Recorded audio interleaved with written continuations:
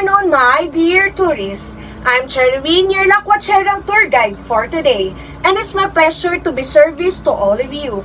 By the way, I would like to meet your coach, Captain Marvel, and we are from DLSAU TM Travels and Tours. So tourists, say hi to Coach Marvel.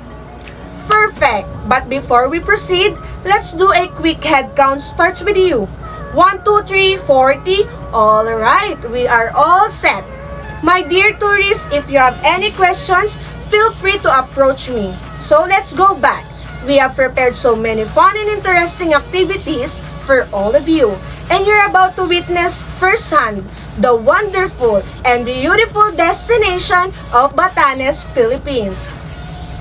But before we will proceed with our tour for today, I would like you to remind of our rules and regulations to ensure your safety in the duration of our trip. Sightseeing is fun, but safety and the health of our dear tourists is our topmost priority. First, please keep your seatbelt fastened at all times. Please remain seated until we come into a full stop. As a safety precaution, we would like you to remind our tourists to please keep a meter distance to practice social distancing. Wear your mask and face shield at all times. And don't forget to sanitize every after visit of each destination. Second, always follow the itinerary given to you and stay with the group at all times. Now with me is my whistle. When you hear me whistle once like this, that means I'll give you 10 to 15 minutes to roam around the area. If I whistle twice and raise my flag like this, that means we need to go back to the bus to proceed to our next destination. And if you happen to have injured yourself accidentally during the trip, don't worry. I have with me my first aid kit. Or if you have any questions want to clarify, don't hesitate to call my attention. Is that clear, my dear tourists? Perfect! So while we are waiting to arrive to our first destination, let me tell you some details about Batanes. Batanes in Archipelagic Province in the Philippines, administratively part of the Cagayan Valley region. It is the northernmost province in the country and also the smallest both in population and land area.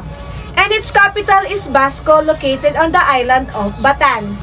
The island group is located approximately 162 kilometers north of the Luzon mainland and about 190 kilometers south of Taiwan, separated from the Babuyan Islands of Cagayan Province.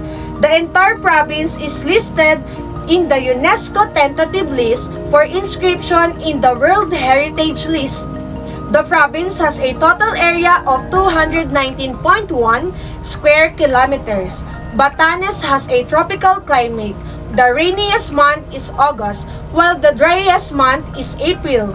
And November to February are the coldest months. Batanes is mentioned frequently in connection with typhoons because it holds the northernmost weather station in the Philippines. Thus, it is also a reference point for all typhoons that enter the Philippine area. Now, my dear tourists, we have arrived at our first destination. So, tourists, welcome to Morong Beach.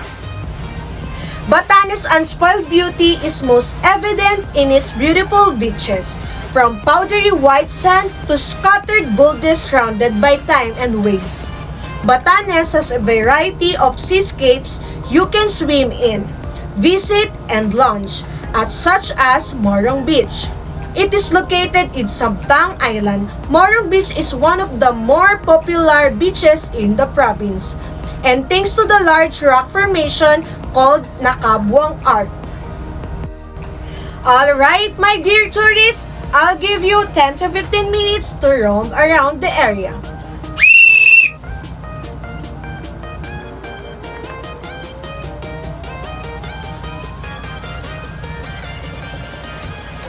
Alright, my dear tourists, your 10 minutes is already over.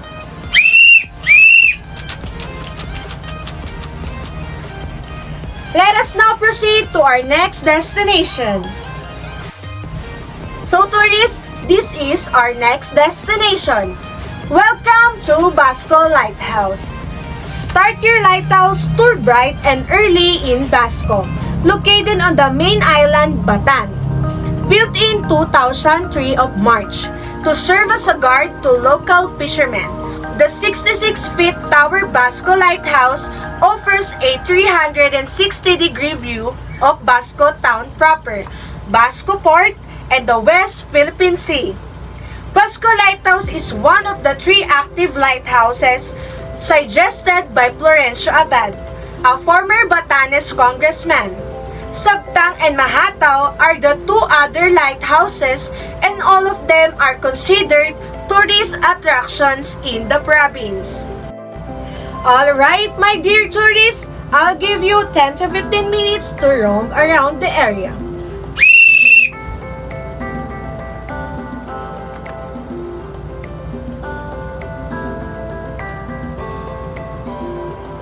Alright, my dear tourists, your 10 minutes is already over.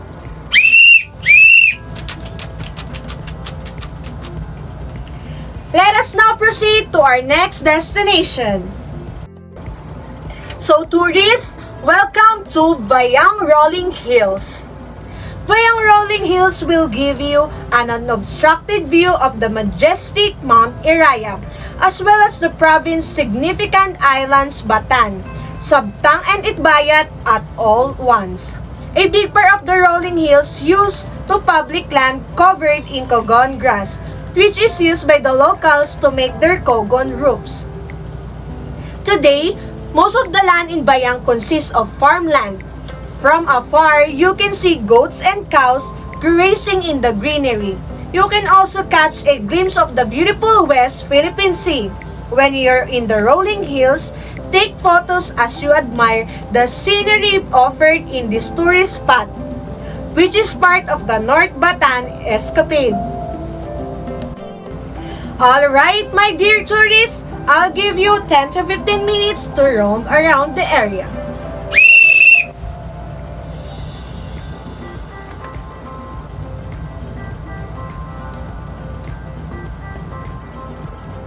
Alright, my dear tourists, your 10 minutes is already over.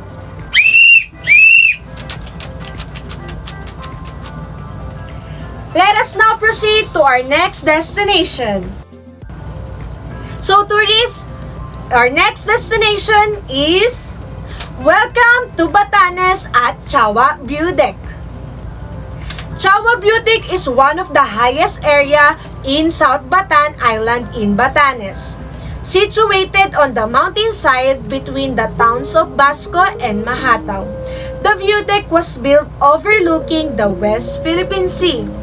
The Chawa View Deck features rolling green hills, rock formation, and a panoramic view of the seascape.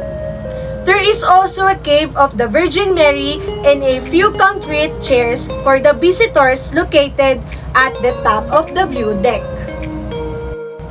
Alright, my dear tourists, I'll give you 10 to 15 minutes to roam around the area.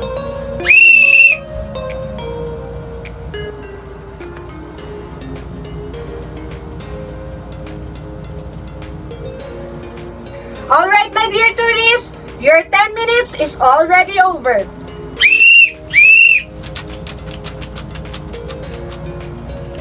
Let us now proceed to our next destination. So guys, how are you? Are you tired? Not yet. Don't worry, this is our last destination for our trip for today. So tourists, welcome to Savidog Stone Houses. From the church, you can get to Savidog, a coastal village teeming with traditional cogon roofed stone houses.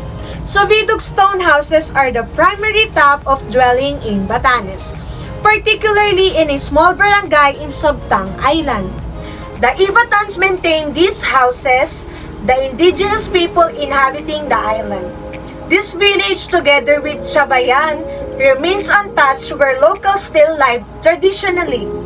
The structure of the houses in Savidog village are considered as a sinadumparan type, one of the traditional houses in Batanes. It's one of the main highlights of a Sabtang Island experience, getting acquainted with art.